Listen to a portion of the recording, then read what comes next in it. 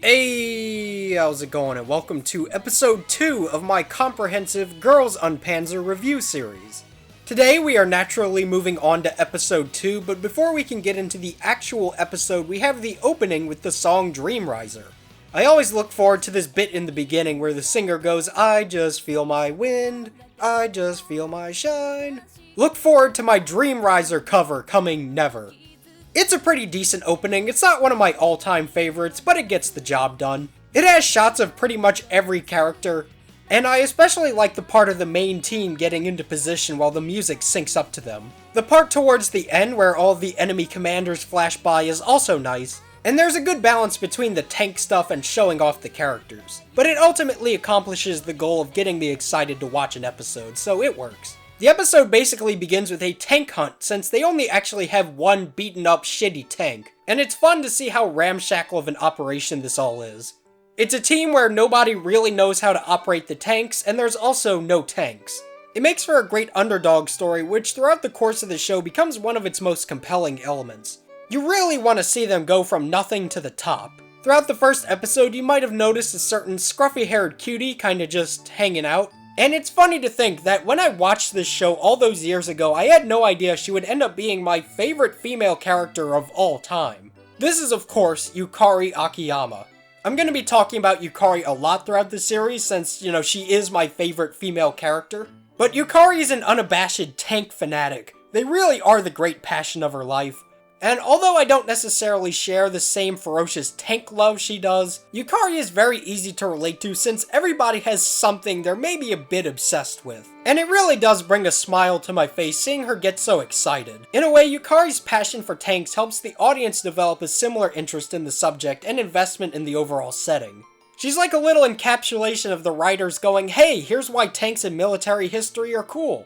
This is also something reflected by the members of the Hippo team, which I'll talk about later.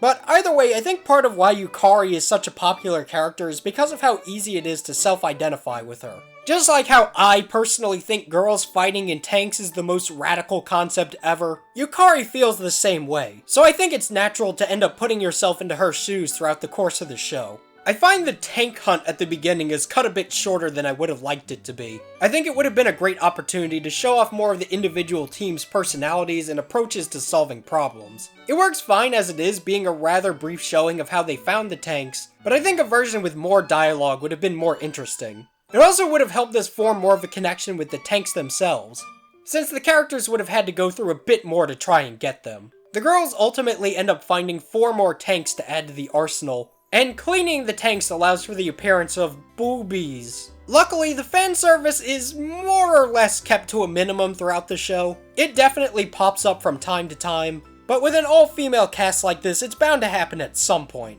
Not that I'm complaining, I appreciate the eye candy, but tank combat is more sexually stimulating than any woman could ever be. So anyways, after cleaning up, the girls go to the tank store, which, despite its name, is more like a tank enthusiast and hobbyist store. They don't just sell tanks, but that would have been pretty fucking radical. There's even this huge-ass vector graphic tank simulator. It's kind of an interesting location, but I don't think they ever go here after this point. I don't know, it's just such an odd location, it's always kind of stuck out to me. Although the main group is great as it is, they're missing a final component. Enter Mako Reize. Mako encapsulates a very powerful and relatable aspect of the human experience, just wanting to fucking sleep. Her quotes are something akin to poetry, and I would say she's my second favorite of the main crew. She's one of the funniest characters in the show, and her solemn attitude really helps add a bit of mellow to the group. Ami is also introduced at this point, and although she has more of a background role, she's a pretty recurring character. Her introduction is also great. She just completely annihilates this expensive Ferrari, just for no good reason. And it's not an accident either, she runs it over a few times. So the girls are ready to have a mock battle, and this is where we get to see what the individual teams are really all about. Some seem a lot more capable than others, but there's definitely a universal feeling of, oh god, what are we doing? The group of first years elect to ask the internet how to drive a tank, who gives such helpful responses as "Google it, dumbass," and "take off your clothes." I mean, yeah, that's the internet for you. Operating the tank starts off as a slow, slightly anxiety-inducing experience as they nearly ram the fuck out of a wall, and it's nice that the tanks are treated like big, powerful war machines that they are. The first real bit of action starts, and although it is very brief, it's nonetheless exciting. And the fact that they don't quite have their act together yet adds a nice internal conflict. The episode ends on a good cliffhanger as the action starts, and all in all, it's a nice episode. A decent amount is accomplished in the time frame given, ranging from the introduction of new characters to the start of the actual Senshido activities, and it feels like a natural, slow start to the learning process. Then there's the ending song, Enter Enter Mission, and although it's less visually stimulating, I definitely prefer the song overall. The girls featured in the ending swap out every episode, so it's worth at least watching to see their chibi forms. Since episode 2 doesn't have a huge amount to discuss, I'll include episode 3 in the review as well. Episode 3 immediately begins with the action as Miho and crew nearly annihilate poor Mako, who I guess was just taking a nap in the forest, as you do. The scene of them going across this bridge is actually extremely nerve-wracking for me. Heights and unstable footing is something that makes me super uncomfortable, so imagining doing that in a fucking tank is like nightmare fuel. So Hana gets utterly knocked out for a bit and Mako takes control, and she kinda just figures it out instantly. It is a little bit odd how quickly she learns how to operate this machine. For the sake of expediency, it makes sense that all the girls are a little bit good at figuring out how these tanks work. It's obviously not realistic. I'm sure in a real-world setting it takes weeks and possibly months to learn how to drive one of these. But time is of the essence, so I can accept the idea that Mako and kind of the rest of them are all just tank-driving prodigies. And I once again have to give praise to the show's sound design during this scene. The scraping of metal on the bridge and the firing of the cannons sounds so good and powerful. It's a really nice, brief battle with the girls taking out their opponents one good shot at a time, and finally the rabbit team ends up basically causing their own undoing. And it's always nice when the show remembers to depict the tanks as destructive but fallible machines. Anyways, after the mock battle, there's a hot bath scene, where they discuss the battle and their roles since the arrangement they currently have isn't really working out. Saori is the most sociable and empathetic, so she operates the radio. Hana works the turret since the feeling of power kind of excites her, which leaves Miho as the commander and Yukari as the loader. Afterwards, we see how everybody has completely ruined these poor tanks. The history nerds have turned theirs into this horrifying but admittedly kinda cool war chariot. One of them is pink and the other is a radiant gold. Although Yukari finds it to be a sin against all of mankind, Miho is kinda into it for how silly it all is.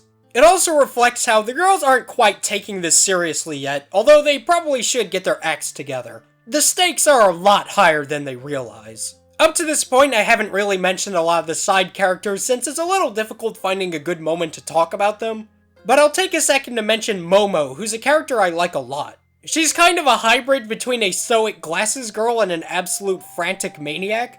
You'll pretty often see her break the illusion of having everything under control, and it's really funny watching her just implode. Although she seems fairly book smart, her intelligence is kinda stuck within a limited scope. Basically, Momo presents the illusion of being smart while actually being a bit of a dummy, whereas Anzu presents the illusion of being a carefree slacker, while actually being a very capable leader, and it's a very nice duality the two have going on, and they depend on each other to make up for their shortcomings. Momo is also prone to fits of anger and panic, but they're born out of a passion to win and end up on top, which is a pretty commendable character trait. Although this is way down the line, she ends up playing a very important role in Das Finale as well. The most visually striking of the teams thus far is definitely the history buffs, who will later adopt the moniker of Hippo Team. They're all very distinct, and they're absolutely my favorite group of the show overall. In fact, I'd probably make the argument these guys have such good designs, they'd maybe make for a more appealing main cast. Just from a visual standpoint anyways. There's Erwin, who's probably my second favorite character, the European history buff with a confident aura and an awesome hat, Caesar, the expert on Roman history, Saimonza, whose expertise is Sengoku-era Japanese history, and Oryu, who's proficient in Bakumatsu period history. They really are just the coolest group.